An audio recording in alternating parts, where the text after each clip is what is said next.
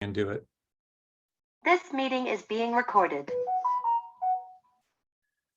So this is our weekly meeting of the Prostate Cancer Lab, and our standard disclaimer is that this is not medical advice, and you should consult your medical team if you have issues. And then the second part is that this will be made public. So everything you can't say can and will be used against you in a court of law. So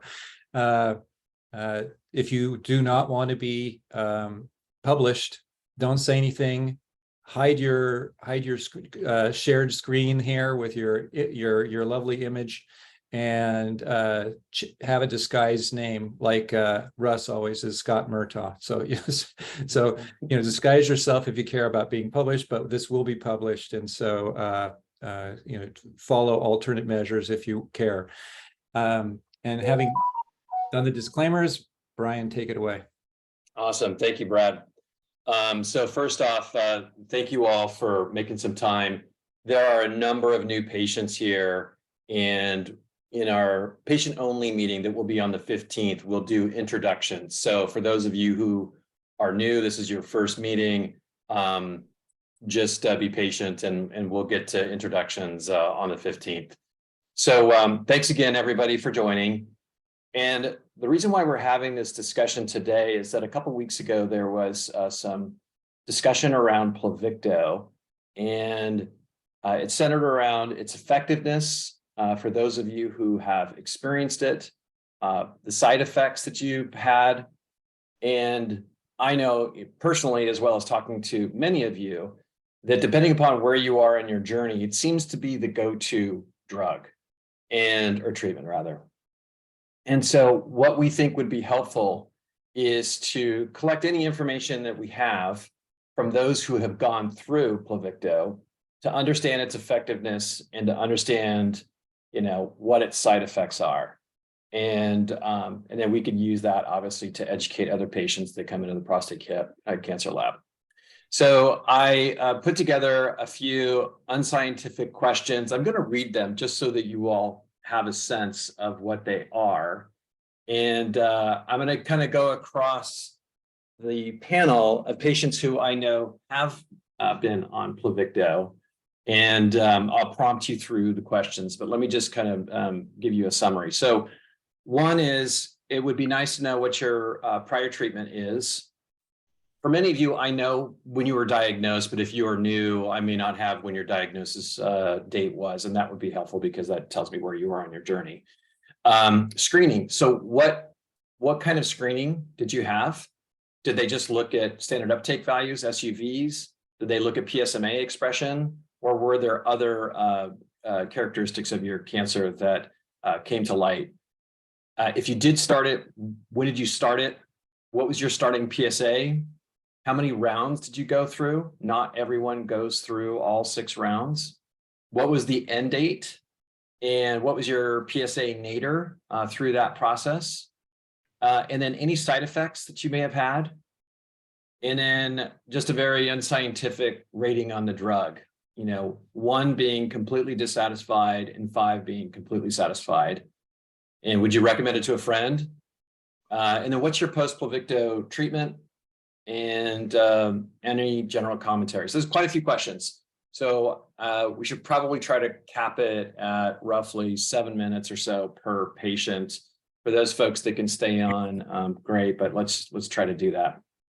So in no certain order, I will start off with, how about Amit, if you can give me your perception of Pluvicto, starting off with what your prior treatment was. Sure. Just your immediately prior treatment, not your entire lineage, but just the one prior to it. Yeah.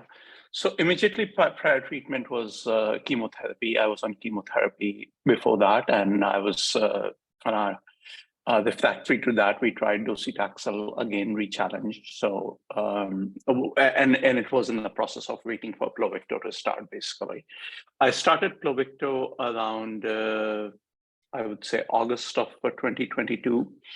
I got 3 dosage every 6 weeks. That's kind of the delivery time, right?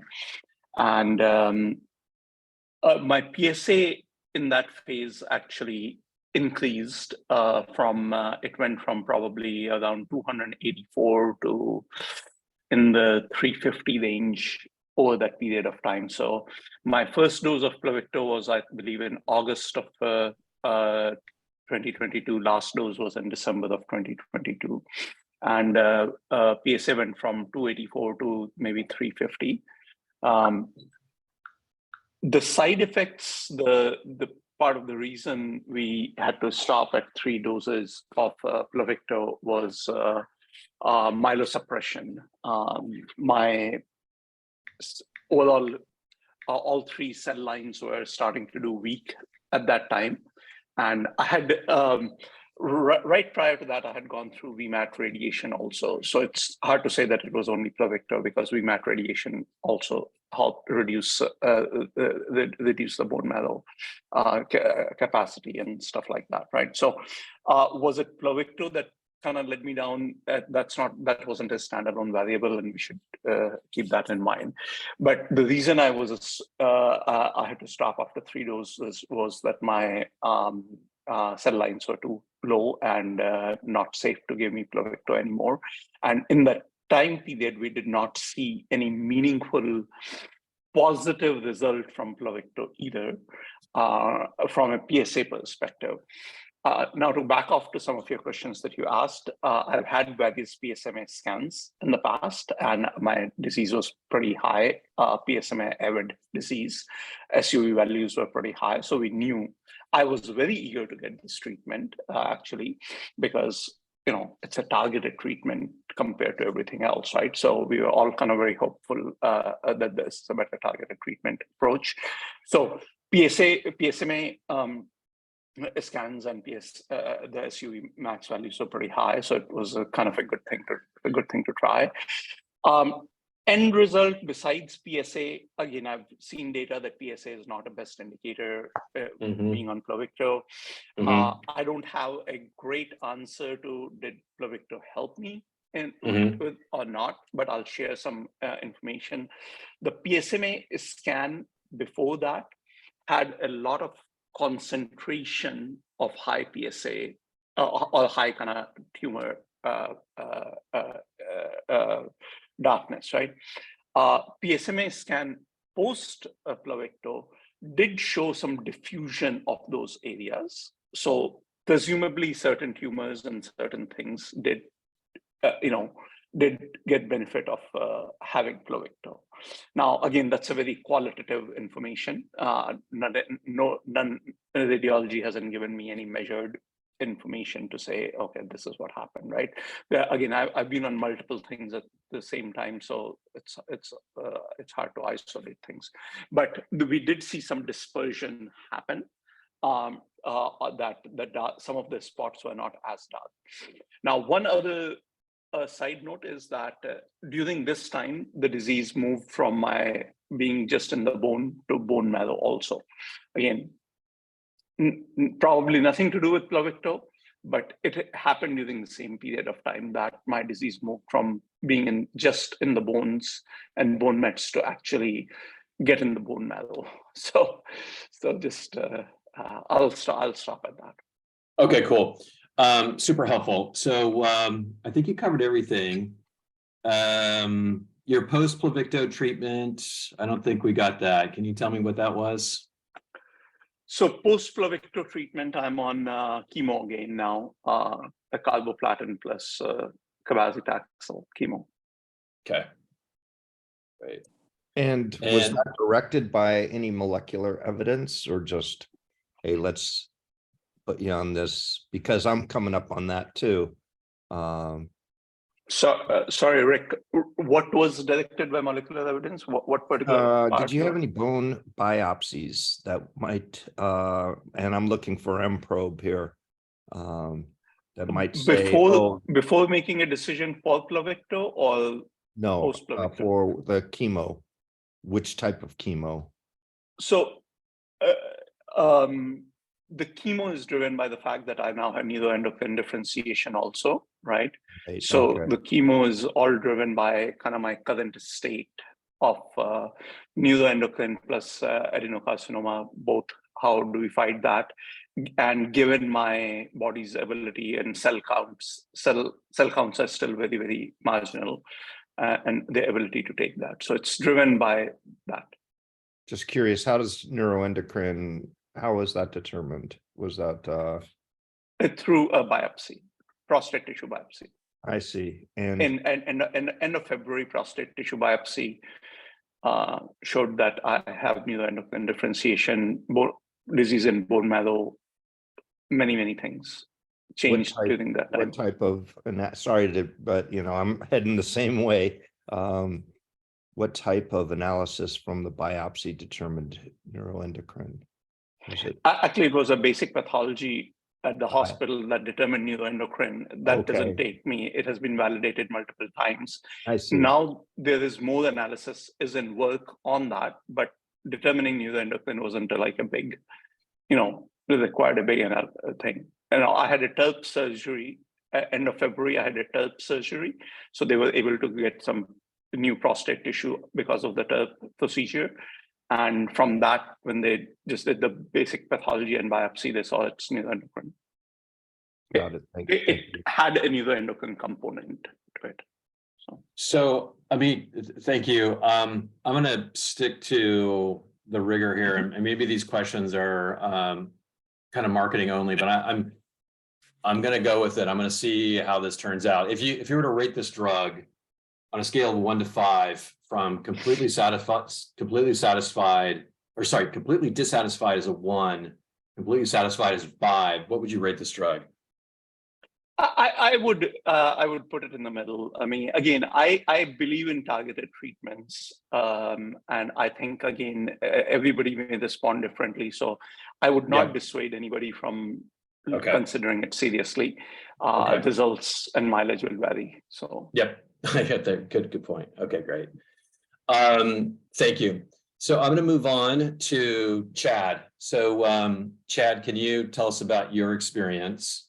And so the first question is, what was your prior treatment, just your immediate prior treatment, not your whole lineage? Sure, yeah, obviously ADT, and then I had docetaxel chemotherapy, followed by carboplatin chemotherapy. So sorry, Chad, just to be clear. So what was the drug that immediately preceded Pluvicto? Carboplatin. So Carboplatin. Okay, got it. And did you do that with cabazitaxel or just straight carbo? With the Taxotere, with the docetaxel, yeah. With docetaxel. Okay, great. Okay. And then from a screening perspective, did you do a PSMA PET? Did they look at SUVs, or did you do anything else to determine whether or not you were a good fit? Yeah, so we did PSMA PET, looked at the SUVs. There's a few that were similar, that were high, and then expression, they do that score, and my score was a 2. So Mayo Clinic rates, 3 is a high, 2 is a medium, 1 is a low, and 0 as no. So basically I was a 2, so I could, qualify. Okay. Go ahead. Yeah, so there was 5 tumors that they were monitoring. I started in April. So I was patient number 90 at Mayo Clinic. So right after it was approved, I got started. Number 6 last week, or 2 weeks, a week and a half ago. Did you say 7? You cut out there just a second. Was that 7? Yeah, number 6. I just finished. So okay. For 6. So my PSA started. When I started, I had a PSA of 0.81. I had a flare, went to 1.4. It dropped pretty rapidly after that. It went down to 0.77. But then now for this last one, I am now 0.93. So roller coaster of PSA. SUV values on the 5 tumors, there was 2 tumors that had a very low SUV of like 1.5. And after treatment, I did just a spec, a low quality scan, and it appeared those two are, so they're not monitored anymore. The three larger ones, the SUV values went from in the 11s to the 7s. Mm. You know, so, you know, if two are gone, obviously that's a good thing. And then there was some effect on the SUV value. Mhm. But I have 11 choline scans scheduled first week in June to really tell what, you know, this is done. So as Got of it. right, say,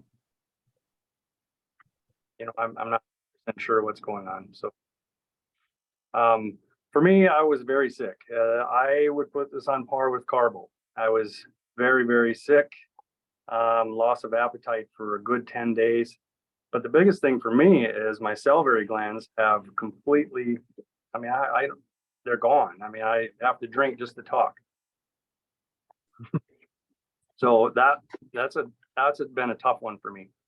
I wake up in the middle of the night, my tongue is stuck to my teeth, and it's just that's been a tough goal for me. So Did they tell you that you were for some reason at high risk for that? I mean, you know, it's a risk for I think all Pluvicto patients, but yours seems to be more severe. So I'm just curious if they, you know.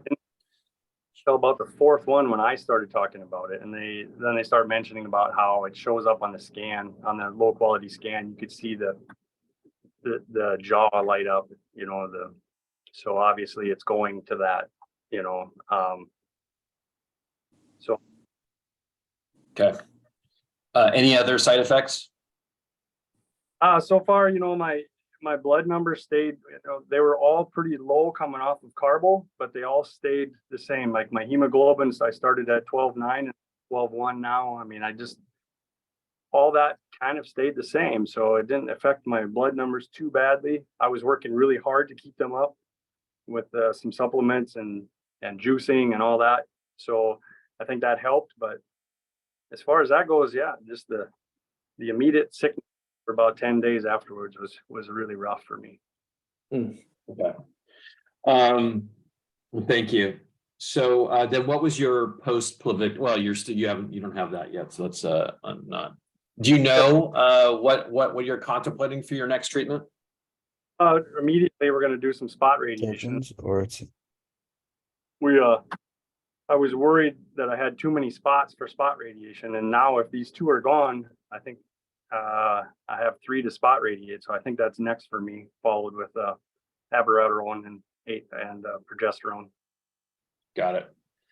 Okay. And then on a scale of 1 to 5, how would you rate the drug? So 1 is completely dissatisfied, 5 is satisfied or completely satisfied.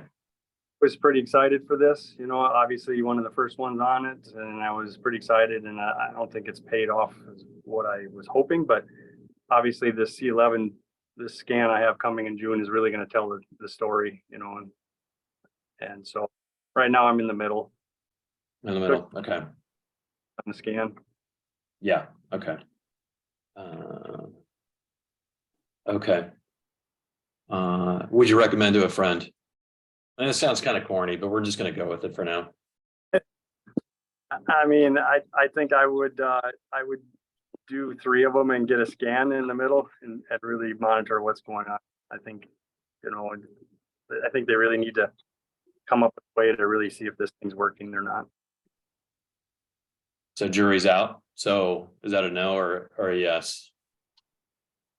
Yeah, I think I would. Yeah, I mean, obviously, you know, you want to look at your PSMA expression score, and if you're a 3, I mean, obviously, I would do it. You know, obviously not. Or a 1, I mean, so I think I would monitor that pretty closely. Great. Okay, cool. Okay, thank you. Mike Yancey. So let's start you off. Hey, so what was Brian, we got a couple hands raised. Could you sorry, yeah, I'm get to Robert? Yeah. Go ahead. So Yeah, go ahead, Robert. I mean, I guess this question really is for anyone who has, so with the dry mouth, did they give you any suggestions as to what to do? Okay. I'm a retired dentist. I'll post on the Cancer Lab, this some ideas about dry mouth and how to make it less bad for anyone who has the Pluvicto dry mouth, or even people on Keytruda are running into that too. So, Do you have any like immediate recommendations, Robert? I mean, immediately sipping a lot of water. There's a product line called Biotine, and they make everything from mouthwash to toothpaste to they make a gel that you can kind of rub in your mouth before going to bed. And I had patients find that helped, keep their lips from getting stuck to their teeth or their tongue stuck. And you got to be careful about sugar. When you don't have enough saliva, you're really very prone to cavities. So Can you take any of these treatments pre-Pluvicto, sort of kind of like prep the system to better handle it? no, they're all going to be kind of palliative. There is no good substitute for saliva. So all these do is just help to try and keep the mouth from getting too acidic, and also to just add lubrication. But again, I'll write something up and put it in the as a post with some ideas. And the other thing is, you want to avoid alcohol. That just dries you out, even if you don't have dry mouth. Super helpful. Thank you. Sure. Rick, you've got your hand up. Yeah, could you put in the chat or on Circle any supplements for raising your blood counts? Because I think that's a concern for everyone. I don't know what to do. I think I'm taking zinc or something. I have no idea, but I'm not smart on that stuff. So Chad, if you could help me understand what maybe I could do to, get myself in better shape, that'd be great. Great. Thank you, Chad. Yeah, Chad, anybody that has any insights on that, please chime in and post them on Circle. Thank you. Yeah, I'll just jump on that quick, because I asked my doctor about raising blood due to another reason, not Pluvicto. He basically said there's not a whole lot you can do other than for some things like Neulasta, which is a shot to try to crank up my white blood cell counts. But other not, he said there's not a lot you can do with your blood counts. The body just has to recover. Thanks, Mike. Yeah. All right, so Mike, I know you've been on Pluvicto. Let's talk a little bit about your experience. So what was the treatment that you had immediately prior to Pluvicto? The prior was docetaxel, which I finished in November of 21. Okay. And then for your screening, you did a PSMA PET, you did a Polarify, and you looked at your SUV values? Yeah, sure did. Most of my SUV values, of course, I had METs everywhere, but most of my SUV values, if I go back to the original scan, original PSMA scan, if you will, my prostate, for example, SUV of 42, and then I had several others that were 24, 20, 31, and 18. So I had pretty strong SUVs going into this. Yeah. Those are pretty high, and I'm not super familiar with everybody's scores, but like 24, 22, they're certainly higher than mine. I think mine might have been 16 it's actually 11 was the highest. I mean, I'm hoping that these SUVs are standardized. Does anybody happen to know if they are standardized? You would think a standardized unit value would be standardized, but that might be something that we can look into afterwards. So when did you start Pluvicto? Started Pluvicto, my first one was August 9th.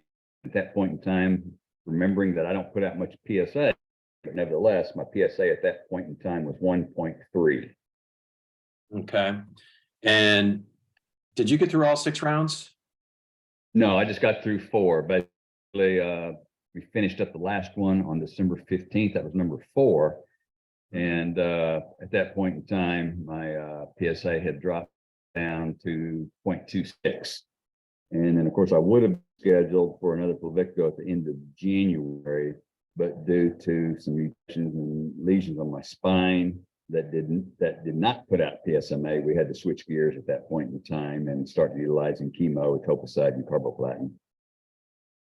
Okay. Yep. And side effects. Did you have side effects? We've talked a little bit about, there's been some discussion about fatigue, salivary gland issues, just loss of appetite. Any of that for you? No, I had no side effects other than maybe for the first day and a half, a little bit of fatigue. I've learned with all these treatments that if you force yourself to get out, exercise, etc., you're going to overcome that fatigue. And Yeah. I'm always busy, active, etc. So I can say that the fatigue was minimal to me with the Pluvicto.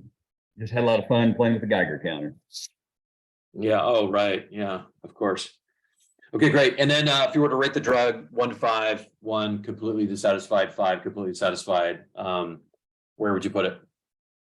I'm going to put it a 3, only because even though my oncologist said it very, very, very well, looking back now, the fact that I had my last dose December 15th, I would have been ready for another dose end of January. The SUVs had started to, even though I had gotten to the low point, they had started to increase. And now I'm having a lot of issues with pain. We're evaluating what to do, etc. But my durability was 3 to 4 months, pretty much standard you've seen before. Okay. And sorry, you mentioned your post-Pluvicto treatment, but can you tell me that again? Was that etoposide?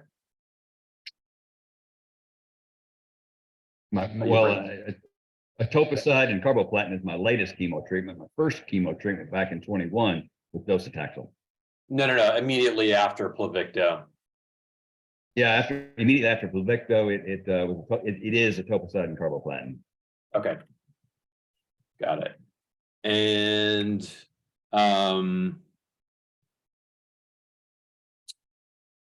would you recommend this to other prostate cancer patients?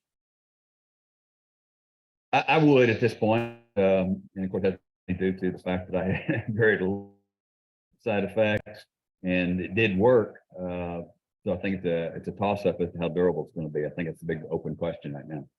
Mm-hmm. Got it. Okay, great. I think we got everything. Okay, so Mark Langtot, you have experienced this and would love to hear about your experience. So what was your treatment immediately prior to this? I was on Lupron and Zytiga with prednisone for about 18 months. And then you went straight with a slowly rising PSA. And I went through a trial at Dana-Farber. Mm-hmm. So I contacted the doctor, Dr. Beltran, directly myself, and I gained entrance in that fashion. And I was, they did all sorts of scanning. Now, when you do a trial, they don't really share the information with the patient. It's sort of private for Novartis. But talking to the lab people, they were actually kind of excited for me because I had a very high PMSA expression, over 95%, they told me. And I was the first one selected to go through. I completed all 6 infusions. Fatigue is the only side effect, no salivary glands. My PSA, after I think the second or third infusion, went from 5 to 0.19. So I had a very good, 5 to 0.19. Okay. correct. I had a very good initial response. And then after about the 4th infusion, then PSA started going back up. I should also mention that I had L3, L4 involvement and a groin. So I had soft tissue and bone tissue metastases involved. And in the groin, that pretty much, the Pluvicto pretty much took care of all that, which is interesting. Hmm. I did go for radiation right after treatment. I had another hot spot that developed on my tailbone, and that has been taken care of. So the follow-up to Pluvicto is I'm on BAT now and responding well. I'd give it a 3. It all depends on each individual person. They didn't share a lot of the preliminary information with me, so it's hard for me to say where I really fit into the whole scheme of things Mhm. with Pluvicto. I will also iterate exercise is huge. For the first, I started in January. And so for the first couple of months, I wasn't as active as I normally would be. And once I started going out hiking, the effects of it were diminished quite a bit. Mm. Can we just jump back real quick?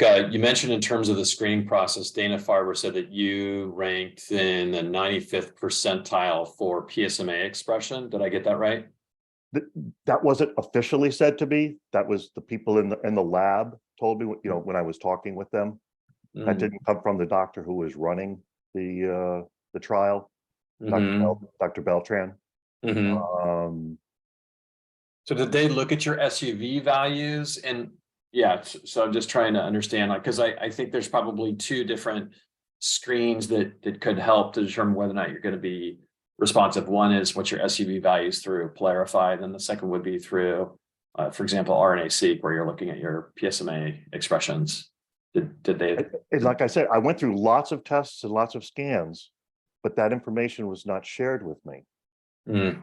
because it was in a trial study. So I'm sort of a black hole as far as information that you're, you know, Yeah. gleaming for, Yep. unfortunately. Okay. But I'm chemo naive. Mm. You know, and let's see, I had my prostatectomy almost 16 years ago. Mhm. So I was only on hormone therapy for 18 months. And I went from that right to Pluvicto. Got it. And when did you start your Pluvicto and when did you end? I would say January of last year. Mhm. There was an interruption in production. I don't know if you could say I had COVID. I got the flu. So it was almost about a 10-month period for the total of 6 infusions. Okay. So that would take you out to, like, I guess, October of 22. Yes. Got it. Okay. All right, cool. I think we covered everything. Thank you. Okay. Any questions for Mark? Did you ask him about recommendation to a friend?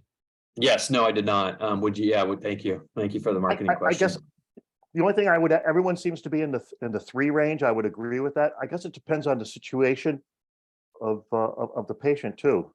And with the testing, it sort of bought me at least a year's time.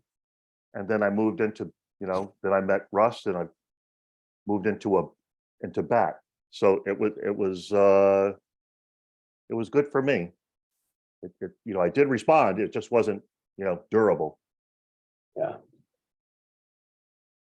So 3. got it. What ADT were you on while you were taking BAT? Oh, okay, I should have mentioned that. They dropped Zytiga and they kept me on Lupron. That's interesting. Yes. That's probably because it was so early days, because nowadays, since the Vision trial, most people were on some type of ADT in addition to Lupron. So I was on Zytiga in addition. I And so wasn't- it's interesting also because your next therapy was BAT, and I would think that Zytiga would queue up BAT. Yes, I agree. I'm doing this outside of standard of care, although I do have, and we're getting off into a different topic. I am sort of in communication with Sam Denmead at Johns Hopkins, with Beltran at Dana-Farber, and my regular MO as well. They're all sort of monitoring me. I have a spreadsheet, I send it to them, and they feed back to me. They thank me. I'm probably more of a curiosity, as Russ talks about. We're using propionate, and most of the medical community is using cypionate. Yeah, I think that this is going to be a really good discussion, Yeah. which is next week, which Russ is going to hold on that. And Mark, I think that your experience is going to be really helpful for people. And of course, Rick, you're just starting it. And I know that we've got Ken on as well. So, all right, I'm going to keep the train rolling, but Mark, thank you. Appreciate that. Rapid fire answers. I do.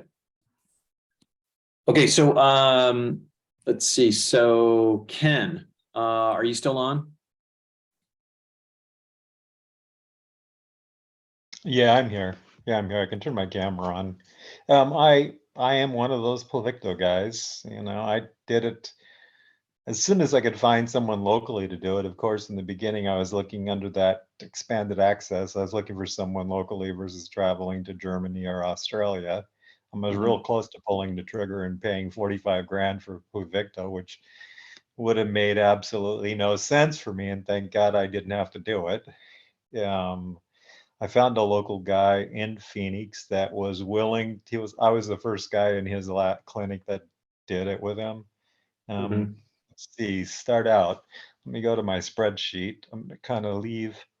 I'll turn the camera on, but kind of setting up. I'll lead you, Ken. So what was your treatment immediately prior to that? I think I know the answer. I think it was docetaxel. Is that right?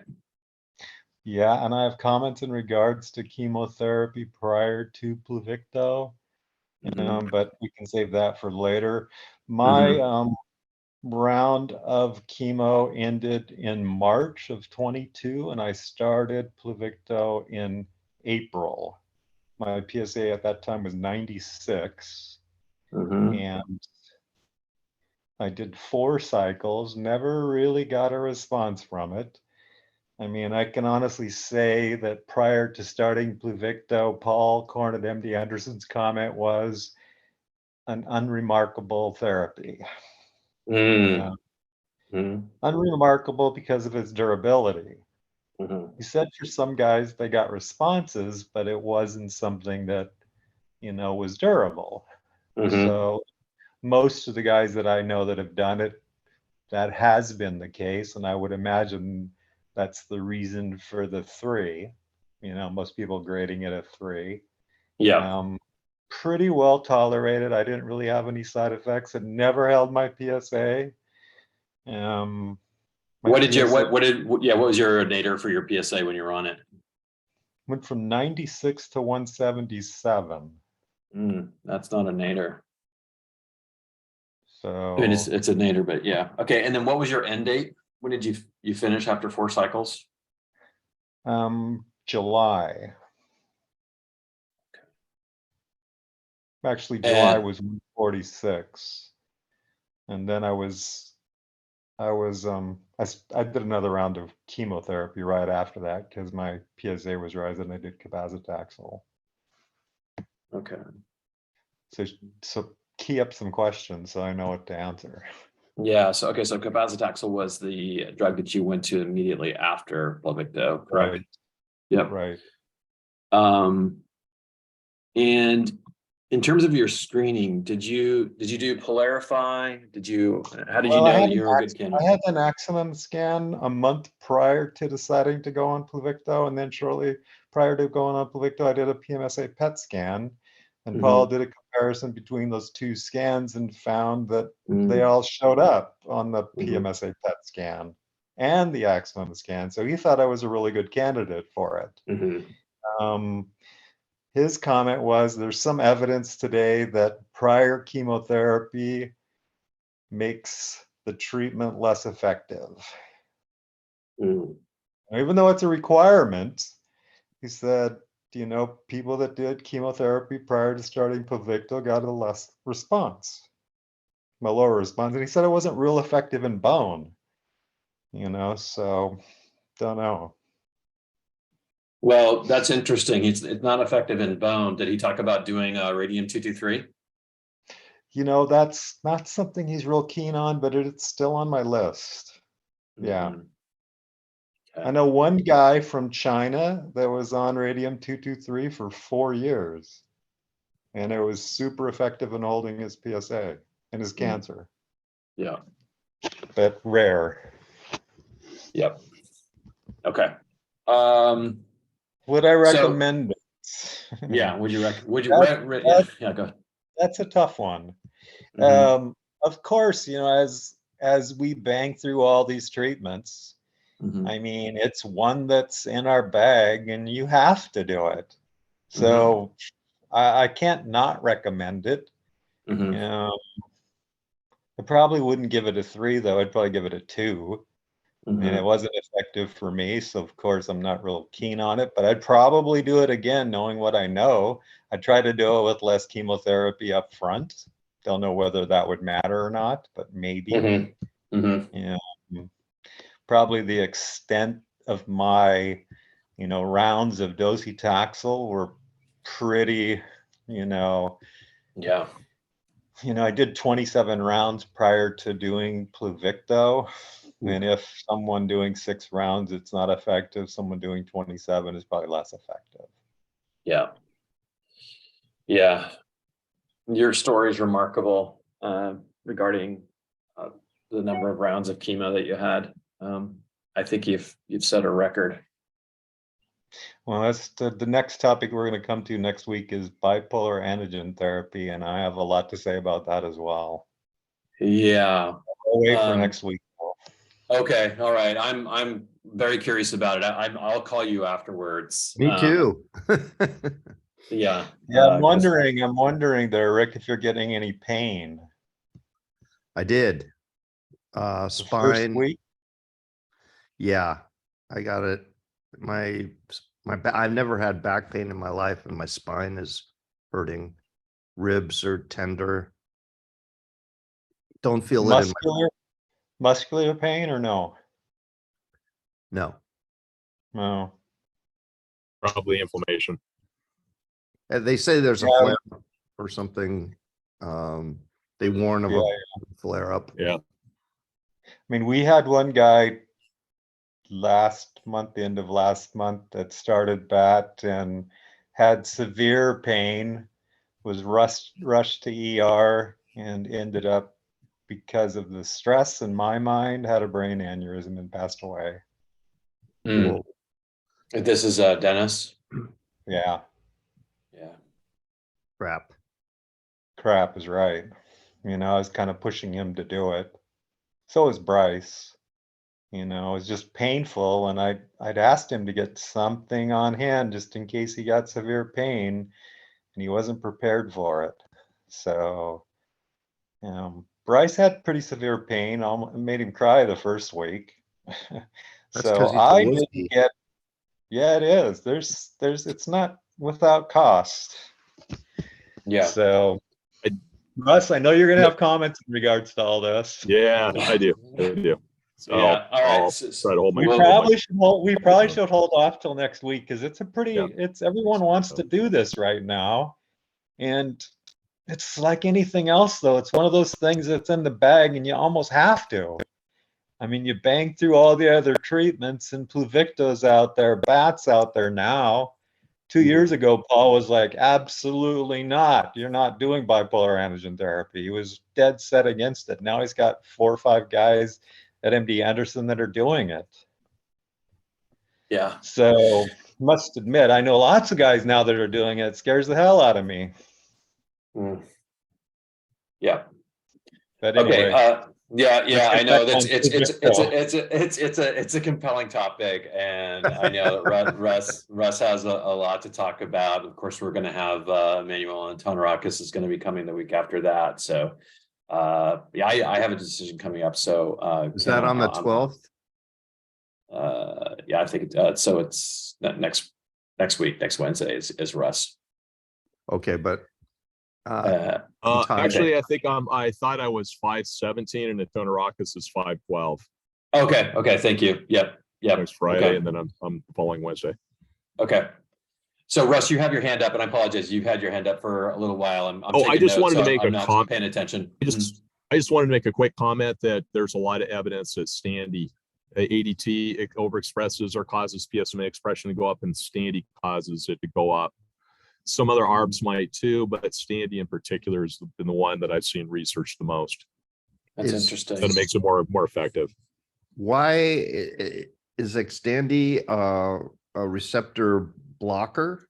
It's a receptor blocker and it's a signaling inhibitor, as darolutamide and apalutamide are also. Nubeqa and Erlead, I guess. They all do this kind of the same thing. Casodex is only a receptor blocker. It doesn't.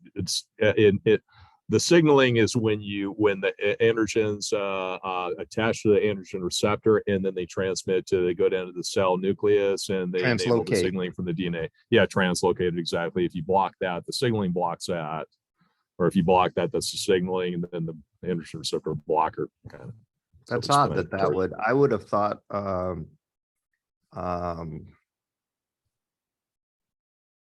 Zytiga, is that what, That's I would- abiraterone. yeah, I would have thought that would increase expression more than, I mean, it just makes sense, but maybe I'm, I can tell you that my I don't PSMA know what the expression latest. went down. My PSMA expression went down after Zytiga. okay, but your AR expression is kind of what drives the back. Yeah, my my And AR so- expression is still high. So Yes. for us to say a blocker and a signal translocation modulation, There's actually a lot of evidence on that. I was hoping that androgens, when I first started looking into Pluvicto, I was hoping that androgens would overexpress PSMA, of course, because they would synergize well with the DNA double strand breaks, that part of it. But then the PSMA expression is decreased with high androgens. And I looked at a lot of studies, and it's one of those things where I got the disappointing news, so I kept looking and looking and looking. Okay. And I kept running into Standy. That's all. Yep. All right. That's helpful. So I think we've got 2 more patients, at least. There might be a couple more. I'm gonna ask Phil about his experience. So Phil, I think you're pretty new to Pluvicto. You want to talk a little bit about yours and tell me what was your treatment immediately prior to Pluvicto? I don't think Phil's on the line. Oh, okay. I thought I saw. I did talk to Phil and Noel for about an hour and a half yesterday. Okay. All right. So Rick, we'll let's just transition over to you. So tell us about your experience, and let's start off with what your prior treatment was. Docetaxel, did 11 rounds, full dose, beat me up.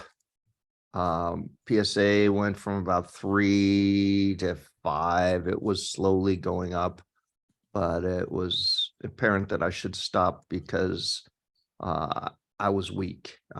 For example, I could do 1 push-up barely. My arms are trembling and I was just weakened. So the decision was to go to Pluvicto.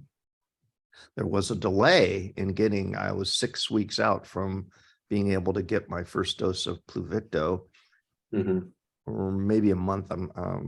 So I was on docetaxel only. So thanks to Dr. Olson, wink, wink, I started abiraterone.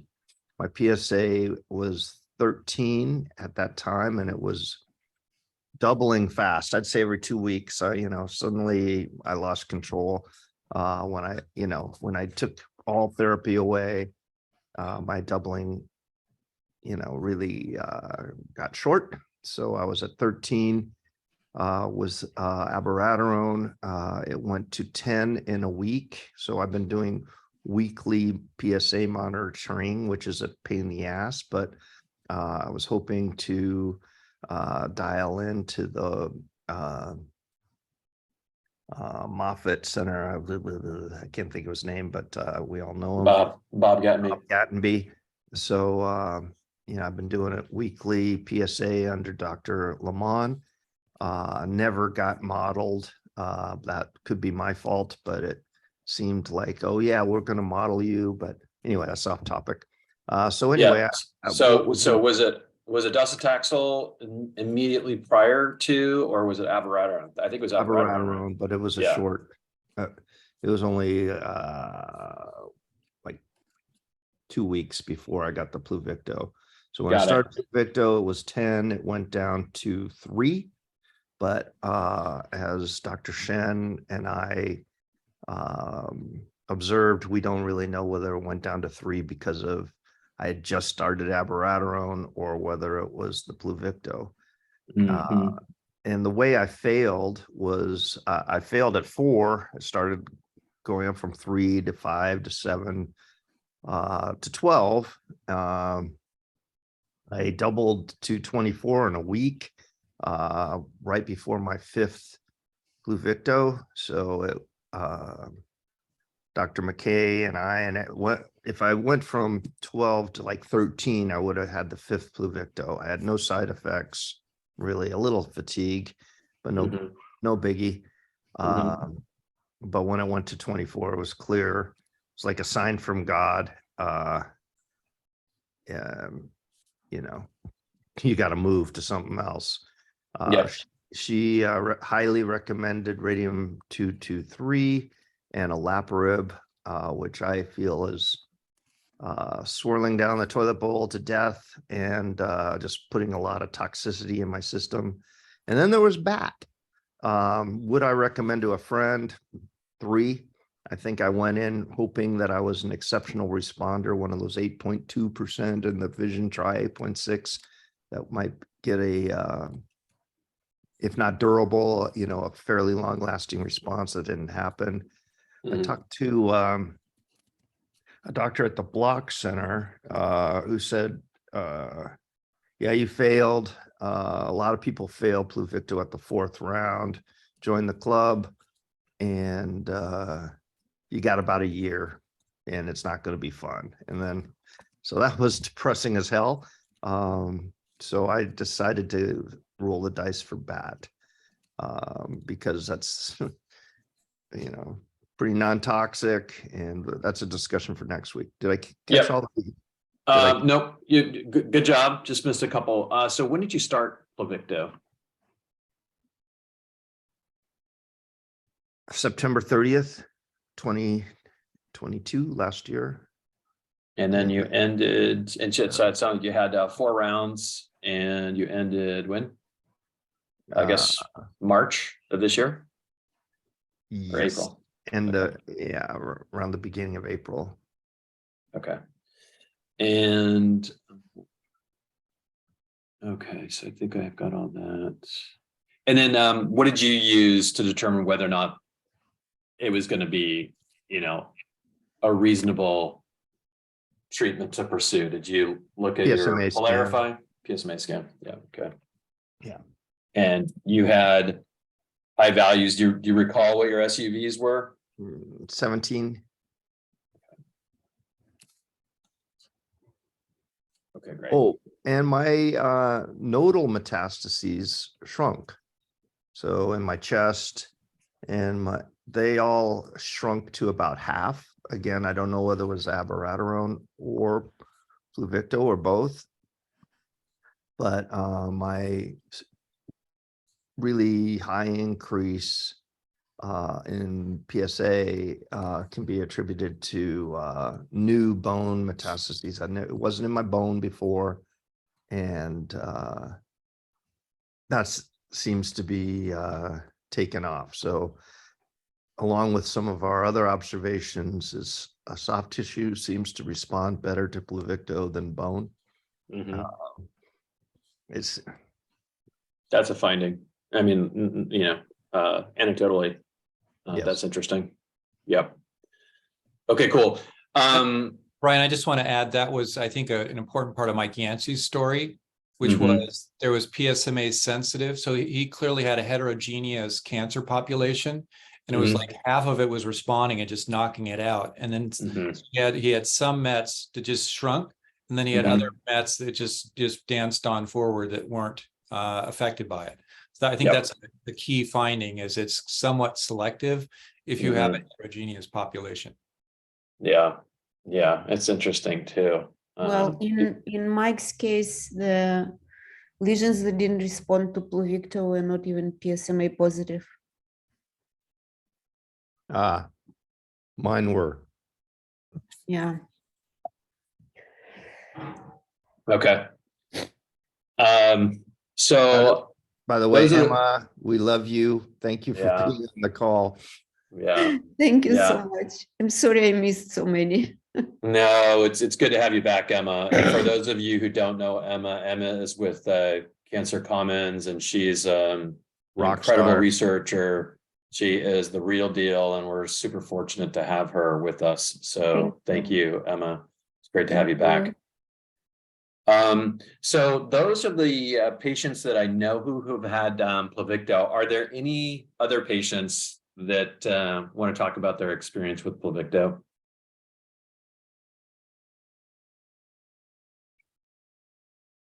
Okay, so I think we're on time here. So thank you all for your feedback. Brad, you want to maybe stop the recording? Maybe you could just quickly, since you were taking notes, can you summarize, just sort of like summarize what you heard, just so we have that sort of on the record? Because I think they're fairly consistent set of takeaways in terms of would you recommend this to a friend and so on. Yeah. So some common themes here are a number of the patients were on chemotherapy just prior to Pluvicto. Many of them the majority of them on docetaxel, a couple on carbo. In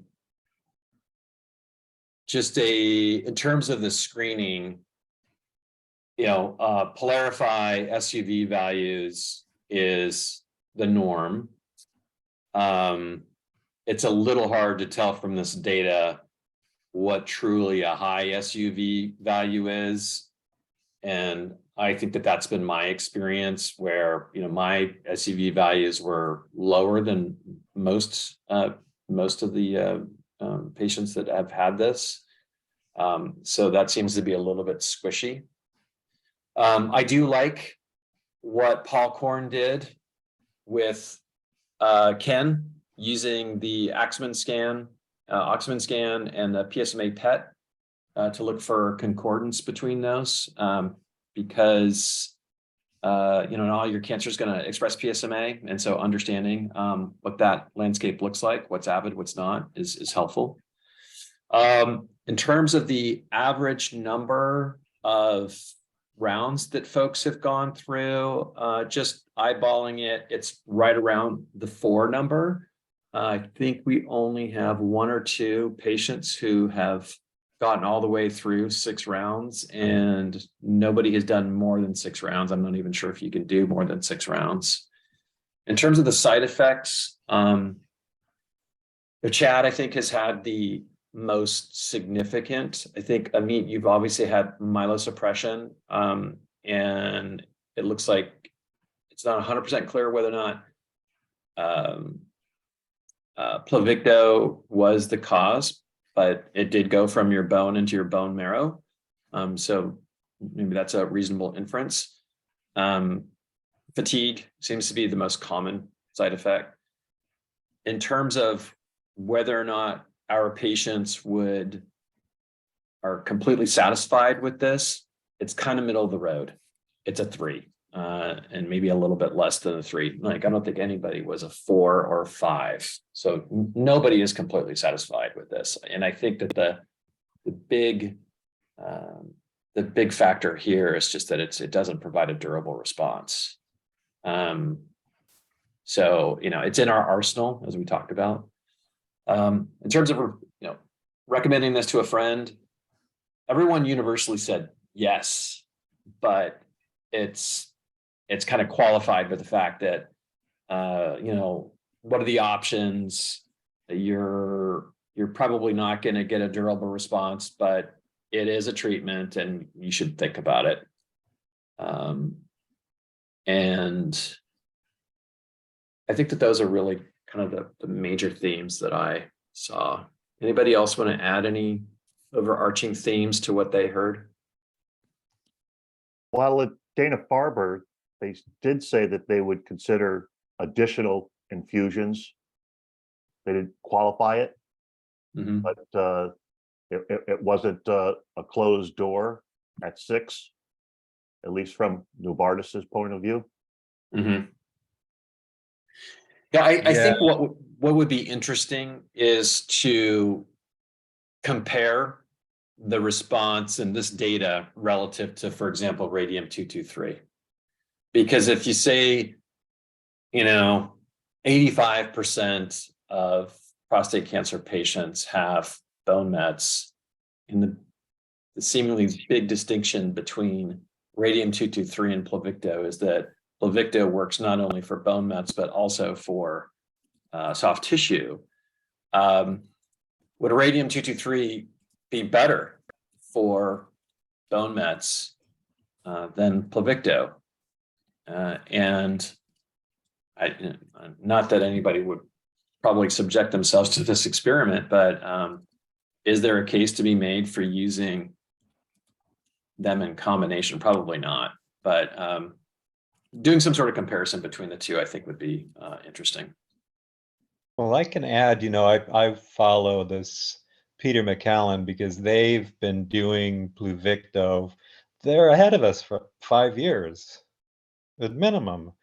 They've been doing Pluvicto, people that do it there have to pay because it's not approved by their healthcare system, but it's way cheaper. It's like $600 a round in Australia for Pluvicto. So, I mean, and they do multiple rounds. The max that they've published, one guy's done 18 rounds, but he's one of those responders. And the way I think that they found to get guys to respond is they add 5% actinium. They do a little concoction and maybe the actinium goes to bone and does a better job. And they end up getting a response if they add the 5% actinium when they don't with Pluvicto on its own. So what about, do you know what the side effects are from actinium? Because, Bryce did it and the side effects. No, I know. Pretty heavy. Bryce didn't handle it very well. I didn't really get any input from what was published as far as side effects for the guys that have done multiple rounds. Can't imagine they'd have anything other than, the dry mouth and fatigue. One thing I've read is that actinium, 1 round can kill the salivary glands, where Pluvicto often takes several. That didn't happen to Bryce.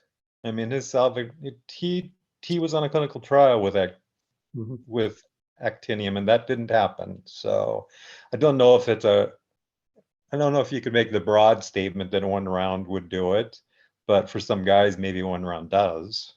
I guess I should say often 1 round will kill it. Gotcha. I think the thing with actinium versus Pluvicto is, right? I mean, all of us are kind of tuned to this, that none of these therapies are going to be durable forever. So how do you sequence them, and how do you make sure that you get the right mileage out of it?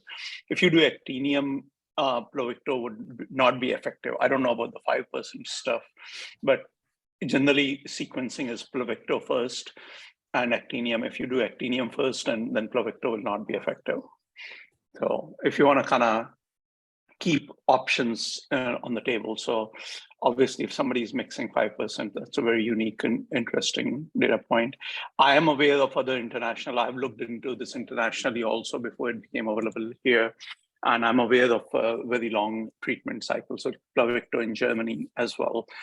18 is the one that I have also heard from Germany, that somebody's had 18 cycles of Pluvicto and continuing. Great. So have your hand Brad, raised? Just check, see if Russ is done. He still has his hand raised, or is that? Yeah, I had a question. Or a couple comments. First, a plug for BAT. Radium-223 is actually in combination. It's a trial with BAT combined with BAT in trial right now recruiting. And then I was wondering if any of your MOs or anybody who's done Pluvicto, if they've done it with a PARP inhibitor, if MOs have discussed that.